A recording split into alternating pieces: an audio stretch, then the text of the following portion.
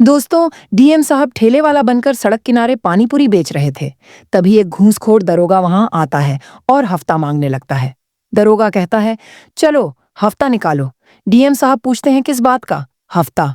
दरोगा जवाब देता है, तुम यहाँ पर खड़े रहकर पानी पूरी बेच रहे हो, इसका हफ्ता तो तुम्हें मुझे देना ही पड़ेगा। सभी लोग देते हैं। लगता है तुम नए आए हो। तब डीएम साहब ने पूछा, कितना हफ्ता देना पड़ता है? दरोगा ने कहा, एक दिन का आरएस देना पड़ेगा, रोजाना 500 देने होंगे, और जो हम बाकी लोगों के साथ करते हैं वह भी तुम्हारे साथ होगा। दोस्तों, ये सुनकर आपके भी होश उड़ जाएंगे। आइए इस कहानी की पूरी सच्चाई जानते हैं इस वीडियो में। लेकिन वीडियो में आगे बढ़ने से पहले आपसे निवेदन है कि वीडियो को लाइक करें और हमारे चैनल आयुषी राठौर को सब्सक्राइब कर लें। दरअसल यह घटना उत्तर प्रदेश की है, जहां एक पानी पूरी बेचने वाले का बेटा दिन रात मेहनत करके पढ़ाई कर रहा था। उसका नाम विशाल था। विशाल के पिता पानीपुरी बेचकर अपने बेटे को एक अच्छे स्कूल में पढ़ा रहे थे।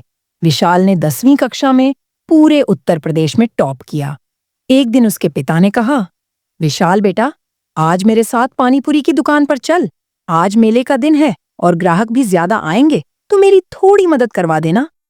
विशाल खुशी खुशी अपने पिता का हाथ बंटाने के लिए उनके साथ पानीपुरी के ठेले पर चल पड़ा। विशाल के पिताजी मेहनत से पानीपुरी का ठेला अपने घर से बाजार तक धकेल कर ले जाते हैं। बाजार पहुंचकर वे सड़क किनारे ठेले को लगाते हैं और एक एक चीज को व्यवस्थित तरीके से जमाते हैं। विशाल भी उनकी मदद करता है। चीजों को ठीक से सजाने में धीरे धीरे ग्राहक आने लगते हैं। इसी बीच एक दरोगा वहां आता है और विशाल के पिताजी से हफ्ता वसूलने लगता है। दरोगा कहता है, तुमने पिछले 7 दिनों से हफ्ता नहीं दिया है, तुम्हें पूरे 7 दिन का 500 देना होगा। लेकिन विशाल के पिताजी के पास उस समय पैसे नहीं होते। वे कहते हैं, मेरे पास अब भी पैसे नहीं है, मैं कल दे दूंगा। यह सुनकर दरोगा गुस्सा हो जाता है और धमकी देता है, अगर तुमने हफ्ता नहीं दिया तो मैं तुम्हारा ठेला उठाकर फेंक दूंगा। मुझे अभी 500 चाहिए। इतने में विशाल का दोस्त अनिल, जो यह सब देख रहा था, बीच में बोल पड़ता है, हम मेहनत से कमा रहे हैं, तुम्हें किस बात के पैसे दें? यह सुनकर दरोगा और भी ज्यादा गुस्से में आ जाता है। वह विशाल के पिताजी से कहता है, तुम पैसे दे रहे हो या मैं तुम्हारा ठेला गिरा दूं? विशाल के पिताजी दरोगा के पैर पकड़कर गिड़गिड़ा है, मेरे पास अभी पैसे नहीं है, मैं कल किसी तरह पैसे दे दूंगा। लेकिन दरोगा नहीं मानता और गुस्से में ठेला उठाकर फेंक देता है। सारा सामान इधर उधर बिखर जाता है। सड़क पर सारा सामान अस्त व्यस्त हो जाता है। यह देखकर विशाल के पिताजी फूट फूट कर रोने लगते हैं और विशाल यह देखकर बहुत दुखी हो जाता है। इसके बाद एक दिल दहला देने वाला हादसा होता है। अपमान सहने के बाद जब विशाल के पिताजी घर जाते हैं तो चुपचाप रात में सो जाते हैं। अगली सुबह जब विशाल की मां अपने पति को उठाने की कोशिश करती हैं तो वे नहीं उठते। विशाल भी आकर कोशिश करता है, लेकिन कोई प्रतिक्रिया नहीं मिलती। तब विशाल दौड़कर एक डॉक्टर को बुलाकर लाता है। डॉक्टर चेक करते हैं और बताते हैं, यह अब नहीं रहे, शायद इन्हें हार्ट अटैक आया होगा। यह सुनकर विशाल और उसकी मां पर दुखों का पहाड़ टूट पड़ता है। उसी समय विशाल मन ही मन एक प्रतिज्ञा लेता है। वह ठान लेता है कि एक दिन वह बड़ा होकर एक उच्च पद पर पहुंचेगा और इस हफ्ता वसूली को बंद करवाएगा। अपने पिताजी की मौत का बदला लेगा। विशाल के मन में अपने पिताजी का अपमान गहराई तक बैठ जाता है। उसने अपनी आंखों से देखा था कि कैसे उसके पिताजी किसी के सामने गिड़गिड़ा रहे थे, उनके आंसू बह रहे थे। यह सारी घटनाएं उसकी आंखों में खटक रही थीं और वह इन्हें भूल नहीं पा रहा था। अब विशाल ने मन ही मन ठान लिया था कि वह अपने पिताजी के अपमान का बदला लेकर रहेगा। उसे पता चला कि जिले में सबसे ऊंचा पद डीएम जिला अधिकारी का होता है। डीएम के अधीन सभी दरोगा और निचले पद के पुलिसकर्मी काम करते हैं। डीएम को एक बड़ा बंगला, नौकर चाकर और काफी अधिकार मिलते हैं। यह सब जानकर विशाल ने फैसला किया कि वह डीएम बनेगा। इसके बाद विशाल ने डीएम बनने की प्रक्रिया के बारे में जानकारी जुटाने शुरू की। उसे पता चला कि डीएम बनने के लिए यूपीएसएससी की परीक्षा देनी पड़ती है, जो बहुत कठिन मानी जाती है। लेकिन विशाल के मन में दृढ़ निश्चय था और उसे अपने पिताजी के अपमान का बदला भी लेना था। विशाल की मां ने भी उसके इस सपने को पूरा करने के लिए अपनी जमीन का एक टुकड़ा बेच दिया और कहा, अब तू पढ़ाई कर और अपने पिता का सपना पूरा कर। विशाल ने 12वीं कक्षा में भी शानदार प्रदर्शन किया और पूरे उत्तर प्रदेश में फिर से टॉप किया। अपनी कॉलेज की पढ़ाई के साथ साथ वह यूपीएससी की तैयारी करने लगा। जैसे ही उसकी कॉलेज की पढ़ाई पूरी हुई, वह दिल्ली नगर चला गया, जहां यूपीएससी की तैयारी के लिए कई प्रतिष्ठित कोचिंग संस्थान हैं। वहां पहुंचकर विशाल पूरी लगन के साथ अपने लक्ष्य की ओर जुट गया। इसके बाद विशाल का इंटरव्यू हुआ। जी हाँ, विशाल का इंटरव्यू बहुत ही अच्छा गया। जब रिजल्ट का समय आया और लिस्ट निकली तो उसका नाम सबसे से ऊपर था। यह देखकर वह खुशी से भर गया। अब वह लगभग डीएम बन चुका था और कुछ ही दिनों में उसकी ट्रेनिंग शुरू होने वाली थी। उसकी पहली पोस्टिंग बतौर डीएम ऑफिसर होने वाली थी, जो जिले का सबसे बड़ा और प्रभावशाली अधिकारी होता है। विशाल के लिए यह अपने पिता की दर्दनाक मृत्यु का सबसे बड़ा बदला था। अपने पिता की बदनामी और उनकी मृत्यु को देखकर वह उस समय टूट चुका था, लेकिन यही घटना उसकी प्रेरणा बन गई। उसने अपने लक्ष्य से कभी भटकने नहीं दिया। कई लोग शुरुआत में निश्चय तो करते हैं, लेकिन रास्ते में भटक जाते हैं। कोई पढ़ाई के दौरान अन्य चीजों में उलझ जाता है, कोई प्यार में तो कोई बुरी आदतों में। लेकिन विशाल ने अपने मन पर काबू रखा और अपने लक्ष्य पर केंद्रित रहा। यही उसकी सफलता की सबसे बड़ी वजह बनी। विशाल ने बखूबी अपने लक्ष्य को हासिल किया और किस्मत से उसकी पहली पोस्टिंग भी कान में हुई। जी हाँ, उसी कानपुर में जहां उसके पिताजी को बदनाम किया गया था और भरे बाजार में उस दरोगा के सामने झुकने को मजबूर होना पड़ा था। अब विशाल बतौर डीएम कानपुर में पोस्टिंग पाकर अपने पिता के सपने को पूरा करने जा रहा था। विशाल की मां अपने बेटे को डीएम बनते देख बहुत खुश थी। उसे याद था कि विशाल के पिताजी जाते जाते कह गए थे, बेटा, इतना बड़ा अधिकारी बन जाना कि एक दिन तू इस दरोगा के सारे घमंड को चकनाचूर कर सके। और आज वह दिन आ चुका था। कानपुर में डीएम पद पर पोस्टिंग होते ही विशाल को अपनी जिम्मेदारियां और अधिकार बता दिए गए। डीएम बनते ही उसने अपने कार्यभार को संभाला और सबसे पहले एक महत्वपूर्ण काम करने के लिए निकल पड़ा। उसका इरादा स्पष्ट था, उस दरोगा के घमंड को खत्म करना और अपने पिता के सम्मान को वापस लाना। और वह सभी दुकानदारों और ठेले वालों के पास जाकर उनसे बातचीत करता है, उनके हाल पूछता है और यह जानने की कोशिश करता है कि क्या आज भी कोई हफ्ता वसूली हो रही है। थोड़ी देर बाद उसे जानकारी मिलती है कि वही दरोगा जो 6 साल पहले यहाँ पर हफ्ता वसूल रहा था, आज भी वही काम कर रहा है। वह रोजाना हफ्ता वसूलने आता है और सप्ताह में एक बार प्रत्येक दुकान से रुपए लेकर जाता है। यह सुनकर डीएम साहब के अंदर बदले की भावना और भी अधिक गहराई से जाग जाती है। अब वह मन ही मन ठान लेते हैं कि इस दरोगा को रंगे हाथों पकड़ना है और उसका ऐसा हिसाब करना है जिससे वह और उसके जैसे कई सारे घूसखोर दरोगा हमेशा याद रखें। इसके बाद डीएम साहब एक योजना बनाते हैं और इस योजना के तहत वह खुद अपना भेष बदलकर पानीपुरी का ठेला लगाकर उसी रोड पर पहुंच जाते हैं जहां वह पहले काम करते थे, करीब 6 साल पहले। जिस जगह विशाल ने अपनी आंखों के सामने अपने पिताजी का अपमान होते देखा था और उसी अपमान के कारण उन्हें दिल का दौरा पड़ा था, वही स्थान अब विशाल के लिए बदला लेने का स्थान बन गया था। विशाल आज उसी सड़क पर पानीपुरी बेचने पहुंचता है। आज रविवार का दिन था और उसी दिन वह दरोगा भी आना था जो पहले पानीपुरी वाले ठेले पर हफ्ता वसूली करने आता था। कुछ समय तक डीएम साहब पानीपुरी बनाकर ग्राहकों को परोस रहे। फिर वही दरोगा साहब आते हैं जो 6 साल पहले विशाल के पिताजी के साथ अन्य न्याय कर रहा था। दोस्तों, 6 साल पहले हफ्ता वसूली के लिए विशाल के पिताजी के पास आए उस दरोगा साहब वही दरोगा आज विशाल के सामने आकर खड़ा हुआ। दरोगा ने कहा, लाओ हफ्ता दे दो। विशाल ने जवाब दिया, किस बात का हफ्ता? दरोगा ने कहा, तुम यहाँ पानीपुरी का ठेला लगा रहे हो, रोजाना हजारों रुपए की कमाई कर रहे हो, इसका हफ्ता तो तुम्हें देना पड़ेगा। विशाल ने कहा, नहीं दूंगा, जो करना है करो। दरोगा गुस्से में बोला, मैं तुम्हारा ठेला उठाकर फेंक दूंगा अगर तुमने हफ्ता नहीं दिया। क्या तुम अलग हो? यहां सभी हफ्ता देते हैं। विशाल ने कहा, नहीं दूंगा, अगर फेंकना है तो फेंक कर दिखाओ, मैं भी देखता हूं तुम क्या करते हो। दरोगा और भी गुस्से में आ जाता है और वह पानीपुरी का ठेला उल्टा करने ही वाला होता है कि तभी विशाल ने दरोगा को एक जोरदार थप्पड़ जड़ दिया।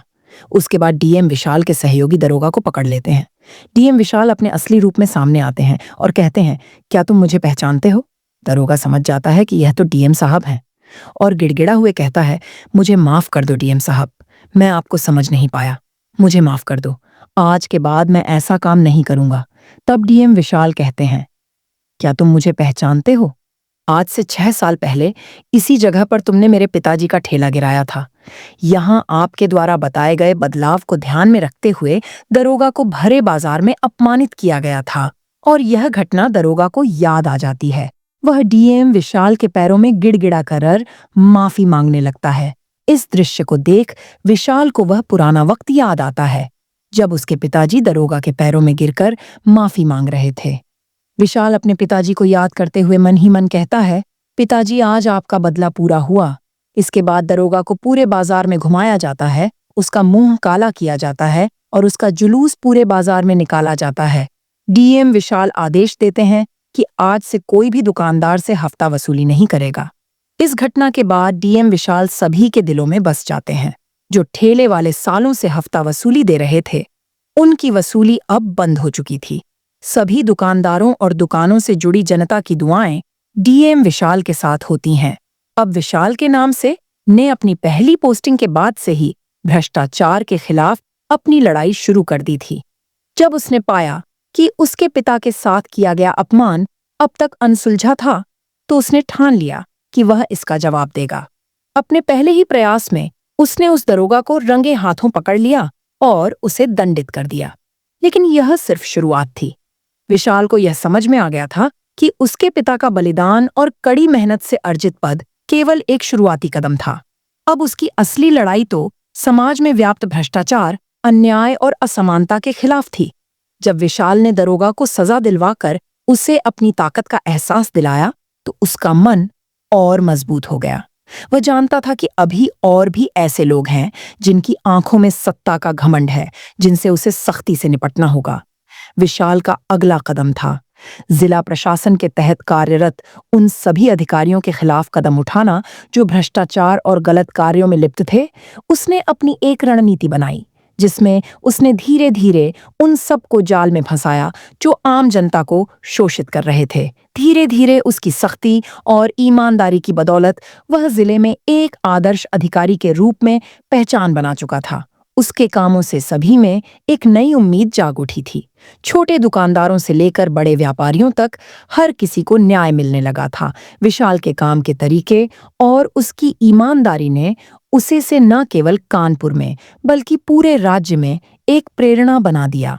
विशाल के सामने एक और चुनौती थी जो उसकी ईमानदारी और साहस को परखने वाली थी। इस बार उसे एक ट्रैफिक दरोगा की गतिविधियों के बारे में सूचना मिली थी जो शहर में अवैध रूप से वाहन चालकों से पैसा वसूल रहा था। वह दरोगा शहर के विभिन्न चौराहों और मुख्य सड़कों पर खड़ा होकर गाड़ियों से जबरदस्ती पैसे लेता था। बिना किसी कानूनी कारण के इस भ्रष्ट दरोगा ने कई बार लोगों को परेशान किया था, लेकिन उसे कभी भी किसी ने रंगे हाथ नहीं पकड़ा था। विशाल जो पहले ही भ्रष्टाचार के खिलाफ लड़ाई में जीत चुका था, अब इस दरोगा को पकड़ने का निर्णय लेता है। विशाल जानता था कि इस बार उसे अपनी योजना को और भी सूक्ष्म तरीके से लागू करना होगा। वह जनता से मिलने वाली सूचनाओं को गंभीरता से सुनता था और बिना किसी सुराग के काम करना उसे पसंद था। उसने फैसला किया कि वह इस मिशन को अपने असली पहचान से दूर रहकर पूरा करेगा, ताकि वह दरोगा को पूरी तरह से फंसाकर उसके खिलाफ सबूत जुटा सके। इसलिए विशाल ने अपने डीएम साहब के पहचान को पूरी तरह से छिपा लिया और अपना भेष बदलने का निश्चय किया। उसने एक ऑन ऑटो ड्राइवर का रूप धारण किया ताकि वह शहर के मुख्य चौराहों पर खड़ा हो सके जहां वह दरोगा द्वारा वसूली की जा रही थी। विशाल ने ऑन ऑटो के ड्राइवर का किरदार निभाते हुए दिन प्रतिदिन की यात्रा पर निकलना शुरू किया। वह जानता था कि अगर वह अकेला दिखाई देगा तो वह आसानी से पकड़ लिया जाएगा, लेकिन जब वह एक सामान्य ऑटो ड्राइवर की तरह व्यवहार करेगा तो किसी को भी शक नहीं होगा। विशाल ने कुछ दिन इस काम में बिताए और धीरे धीरे उस ट्रैफिक दरोगा के आने जाने के तरीके को समझ लिया। एक दिन जब विशाल ने देखा कि वही दरोगा अपने नियमित स्थान पर खड़ा था, तो उसने अपनी योजना को आगे बढ़ाया। विशाल ने अपने ऑन्टो को ठीक उसी स्थान पर खड़ा किया जहां वह दरोगा पैसे वसूल था। वह जानता था कि दरोगा ने उसे ऑन्टो ड्राइवर समझकर नहीं पूछा होगा, क्योंकि वह पहले से ही योजना के तहत इस काम में लगा था। जब दरोगा उस दिन भी गाड़ियों से पैसे वसूलने आया, तो उसने विशाल के ऑन्टो को देखा और उसे रोक लिया। दरोगा ने जैसे ही ऑन्टो रोका, वह धीरे से गाड़ी की ओर बढ़ा और बिना किसी सवाल के पैसे मांगने लगा। विशाल ने मुस्कुराते हुए कहा, सर, मैं आज ही शहर में आया हूँ, मुझे तो कोई रोक टोक नहीं करना चाहिए। दरोगा ने हंसते हुए कहा, तुम नहीं समझ रहे हो, ये हमारी नियमों का हिस्सा है। बिना पैसों के तुम यहाँ नहीं खड़े हो सकते। लेकिन विशाल अब अपनी योजना को अमल में लाने वाला था। उसने चुपचाप अपना मोबाइल निकाला और दरोगा की बातचीत और पैसे वसूलने का वीडियो रिकॉर्ड करना शुरू किया। दरोगा को यह बिल्कुल भी एहसास नहीं हुआ कि वह फंस चुका है। उसने जैसे ही पैसे लेकर चलने की कोशिश की, विशाल ने अपनी असली पहचान से दरोगा को चौंका दिया। विशाल ने अपनी वर्दी को दिखाया और कहा, मैं हूं डीएम साहब और तुम रंगे हाथ पकड़े गए हो। दरोगा का चेहरा सर्द हो गया और वह हड़बड़ी में हाथ जोड़कर विशाल से माफी मांगने लगा। वह बार बार कह रहा था कि उसने सिर्फ कुछ समय के लिए ऐसा किया था, लेकिन विशाल ने उसे समझाया कि अब उसे इसके परिणाम भुगतने होंगे। विशाल ने उसके खिलाफ पूरी रिपोर्ट तैयार की और पुलिस को बुलवाकर उसे गिरफ्तार करवा दिया। इस घटना ने शहर में एक नई सख्ती की शुरुआत की, जहां अब कोई भी भ्रष्ट अधिकारी या कर्मचारी अपने कर्तव्यों का उल्लंघन नहीं कर सकेगा। विशाल की इस कार्यवाही ने उसे फिर से सभी के दिलों में एक नायक के रूप में स्थापित कर दिया। उसका तरीका, उसका साहस और उसकी ईमानदारी शहर में चर्चा का विषय बन गए। लोगों ने उसकी सराहना की और वह फिर से साबित कर पाया कि सच्चाई की ताकत किसी भी ताकतवर भ्रष्टाचार से बड़ी होती है। इस कहानी का उद्देश्य किसी को दुखी करना या किसी की भावनाओं को ठेस पहुंचाना नहीं है। हमारा उद्देश्य आपको जागरूक और सतर्क बनाना है, ताकि आप इन कहानियों से सीखकर समाज में सकारात्मक बदलाव का हिस्सा बन सके। तब दोस्तों, यह कहानी कोई साधारण कहानी नहीं थी। यह कहानी एक सत्य घटना पर आधारित थी। बस हमने इस घटना को गुप्त रखने के लिए जगह और नाम बदल दिए हैं। तो आपको यह घटना कैसी लगी? अगर आपको यह वीडियो पसंद आया हो तो कृपया इसे लाइक करें और कमेंट बॉक्स में जय हिंद लिखें। साथ ही हमारे चैनल आयुषी राठौर को सब्सक्राइब करना न भूलें। धन्यवाद। फिर मिलते हैं एक नई कहानी वीडियो में। तब तक के लिए आप सभी का बहुत बहुत धन्यवाद।